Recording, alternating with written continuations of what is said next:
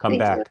All right, David Burrell's now going to come back, and we're going to run through his slides, and then bring in Ann and others to talk about it. So uh, once the deck goes up and the Pennsylvanians go down, David will be here, and David, you can start whenever.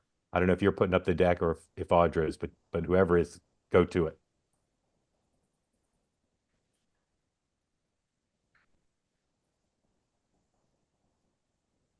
Oh, let me unmute you, David. I apologize.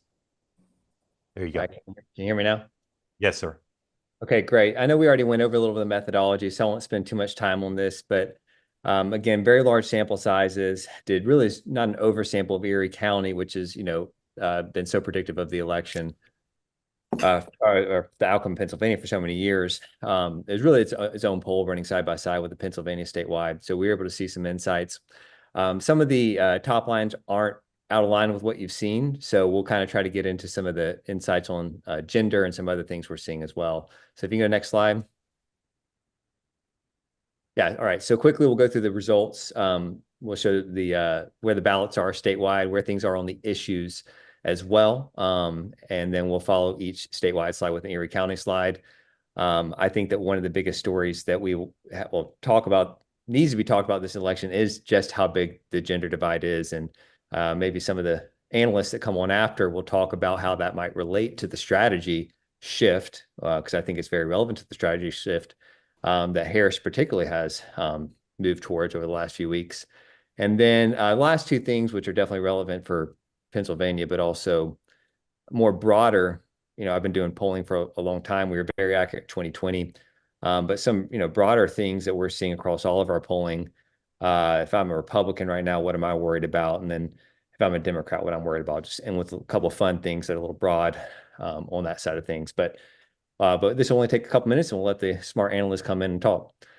Okay, so next slide. Okay, again, SW means statewide. So first thing we're looking at is the actual ballot for president, which did have Trump up, as Mark showed earlier, at almost a point. This is consistent with where we had it last time we polled it as well. And as Mark said, it's really close to national average, but we feel good about it. It's a very large sample size here. And if we move to the next slide, we'll see Erie.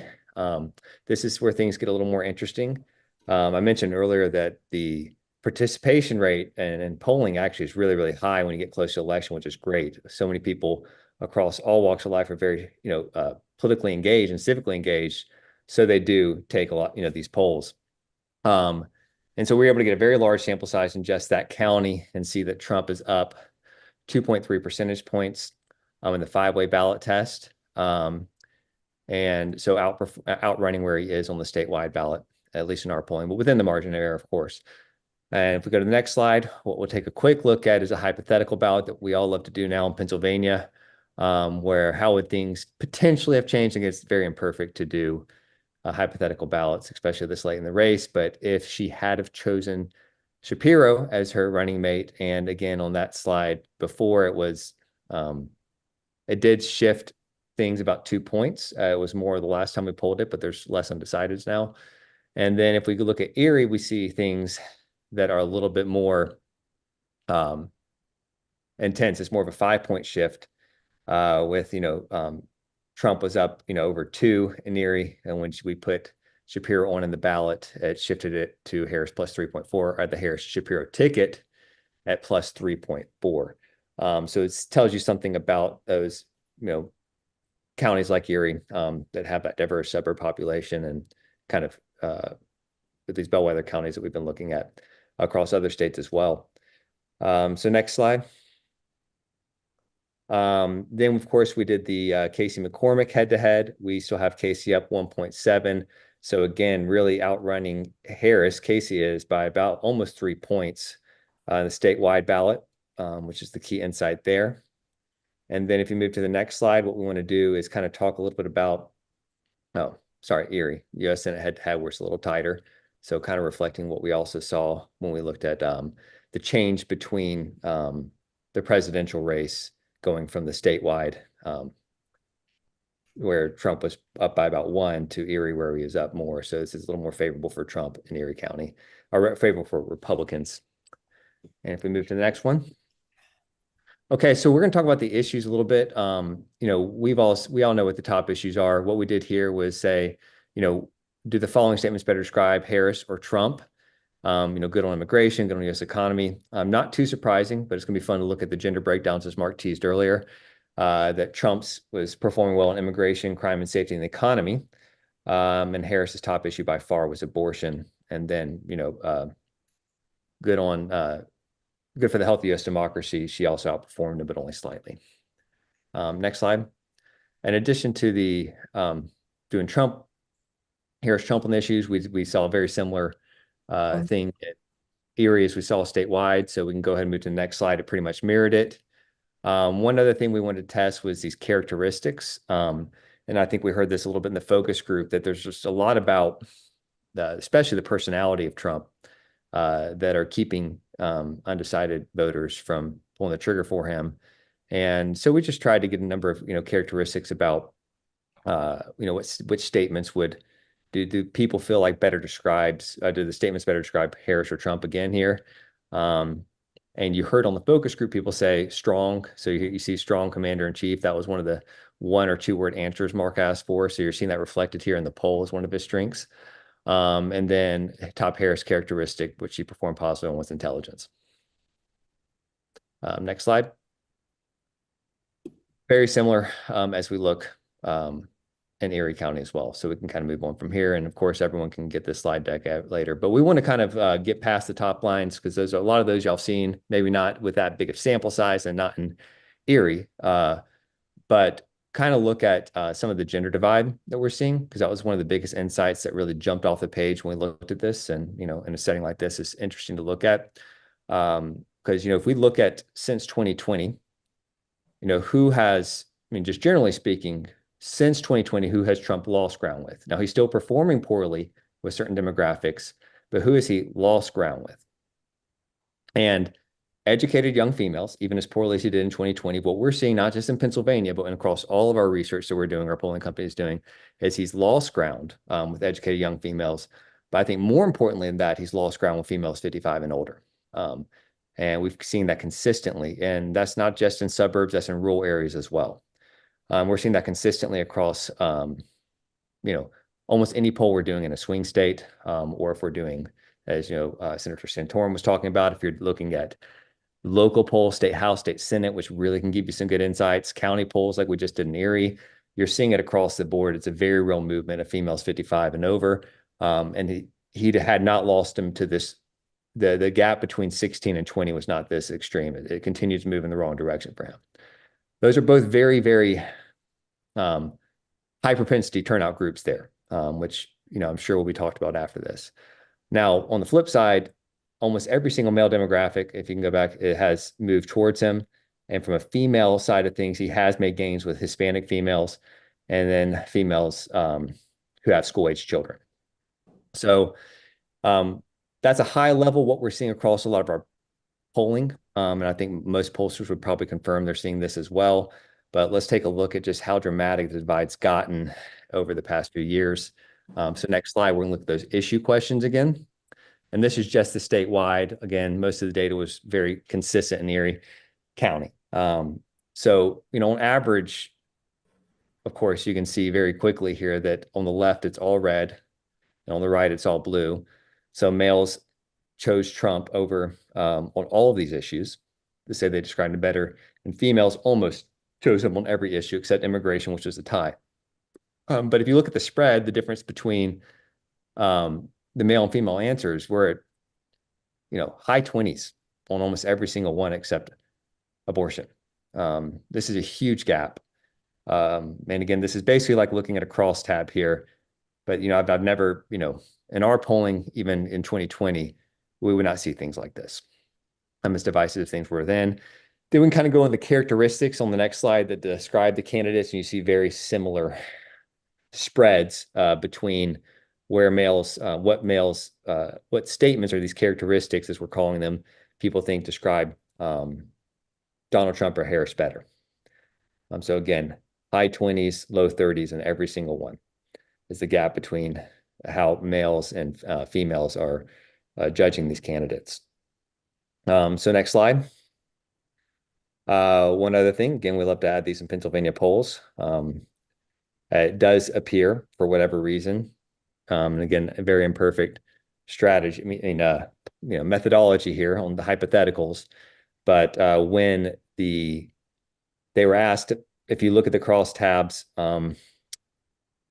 when you look at a Harris Shapiro versus Trump Vance, and you kind of look at the male and female breakdown of it, Shapiro did perform 10 points better with males as the running mate than Vance did. I'm sorry, than Walz did. My apologies. But again, large gaps, and just wanted to add that in there.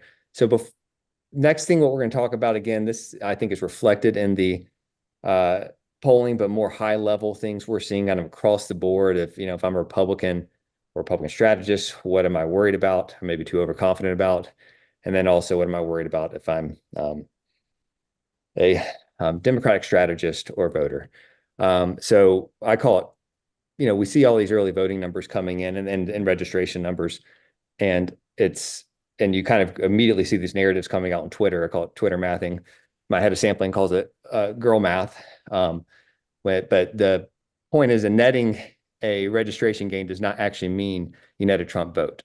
And there's way too much going into this. I mean, fortunately, there's a masterclass on it earlier on this program with Rove talking about it.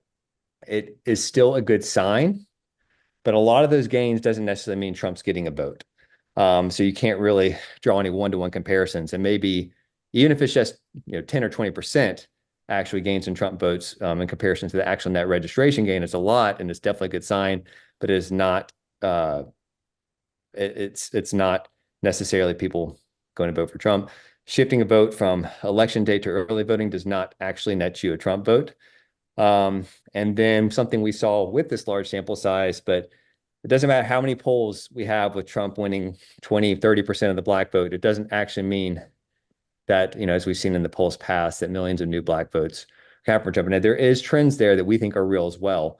But I think that a lot of the enthusiasm is kind of a flywheel that keeps building because of the narrative around some of these numbers. And don't get me wrong, they're very positive, but they're a little bit overestimated.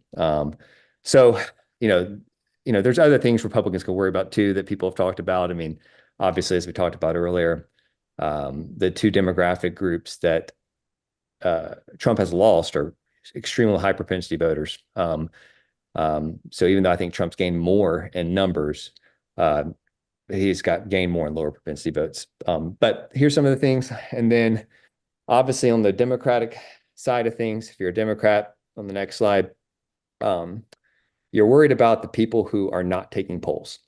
Celinda Lake talked about this. Y'all read about it 100 times. That silent Trump voter that evaded pollsters in 2016, 2020 might still not be entering polls and still support Trump. So you can think you have the right number of independents, Republicans, and Democrats, but you don't have all the right types. You're missing something. I also would say, to the second point here, polling, it's, you can read about this, the challenges. George Gallup would write about it, but many other academics have written about the challenges of polling, and we don't have healthy democracies. And if RFK support was ever over 20% or even in the high teens, and his voters got disenfranchised because they're pretty much told, no, we will do anything to make sure you don't have a primary or be a candidate on a ballot. A lot of times that creates disenfranchisement. Those type of people don't take polls. So if there's I think a lot of those actions, as we saw, it moved a lot of the Kennedy voters towards Trump, which is why now they want him on the ballot. The Democratic Party wants him on the ballot. But I would suspect that a percentage of Trump voters or former Kennedy voters are actually not participating in polls, but may turn out to vote. And I think that could have a huge outcome on the election. And even it's just 10% of them got so disenfranchised because of what they felt like was done to their candidate that 20 or 30 million people wanted to vote for. So that to me is the hidden thing that no one can really measure. I can't tell you for a fact that it's happening, but it's very possible that disenfranchised people who don't feel like they're represented in democracy, they don't take polls, but they might turn out to vote. David, thank you. Yeah, sorry. Go ahead. Sorry. That's awesome. Thank you. Ann is here. I had the pleasure and honor of working with David now, but I used to get to work with Ann, one of America's best. Ann, we'd love if you talk as much or as little about your thoughts about the poll. Well, thank you, Mark, and thank you, David, for sending me the crosstabs, which, any pollster, they're immediately going to want to dive in, and I did. And I did do a little bit of comparison to the exit polls from 2020, and I have a handful of points to make. We mentioned the gender gap. One of the things that I thought was very interesting is that it is pretty much the same in terms of Trump leading with men as it is Harris leading with women. In some states, you're seeing a much bigger divide with a bigger margin among men and a smaller margin among women. And when Celinda and I were here, we talked about that it seemed to be men driving the gender gap this season. And these data suggest, in fact, it's even on both sides. And the exit poll from 2020 showed the same dynamic, but a smaller margin. So now the margin is 15, roughly 15 percentage points more men for Trump, 15 percentage points more. It was 10 in the exit polls last time. So that the polarization, the widening of the gender gap is evident in your data.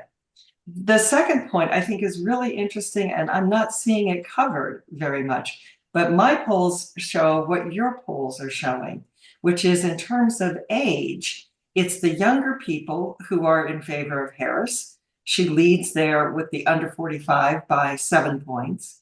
And then the middle age, 45 to 64, is Trump. And he's got a margin of 12 points there. But age 65 and over, which people have thought for a long time, the older you get, the more conservative you get. But Harris is actually leading with that group. So you have a funny kind of curve there. And as I said, I'm seeing that in my polling in Iowa as well. But I went to look at the exit polls from last time, and Trump won the 65 and over vote by 7 points. And now Harris in your poll is leading by 4. And I'd be very, very interested in more analysis and maybe more commentary from the people who are on here. Third point is about the geography and about Philadelphia and the suburbs versus the rest of state. And I had to get out my trusty calculator, and I'm always excited when I'm able to remember how to do weighted averages just by doing the math. I think the thing that is interesting, just eyeballing your data, it's about 55% of the vote outside Philly is going to Trump. It's about 2/3 of the voters in the state, if it's the same dynamic as we saw in 2020. But in your poll, Biden is getting 55 to Trump's 49 in Philly. The exit poll had Harris, 55 to 39. But in the exit poll, Biden got 66. So you got Harris getting 55. And if that's where all where she's going to run up the vote, it's 1/3 of the voters in the state. And she's way lower. To me, that sort of is a fire sign for what's going on and where it is she's likely to be concentrating her effort, I think. And then the final, sorry, go ahead. I was going to make a comment on that, and I think that was one thing Mark brought up to Senator Santorum as well. Is like what's happening in here. What would you? I think that's a key dynamic of what is happening in that area, and is that data real? Hopefully it is. Obviously we did the poll, but that's where if it is, it's got to be closer to 65 or so for things to move her way. Yeah, and before I give you my fourth point, I don't know if Senator Santorum is still here, but in my conference room, his face is on my wall because he had an enormous surge ahead of the Iowa caucuses in 2012, and none of us have ever forgotten, and we speak of Senator Santorum frequently in caucus season. The last point, and this is really a question to toss out to the team, and Mark, maybe particularly to you.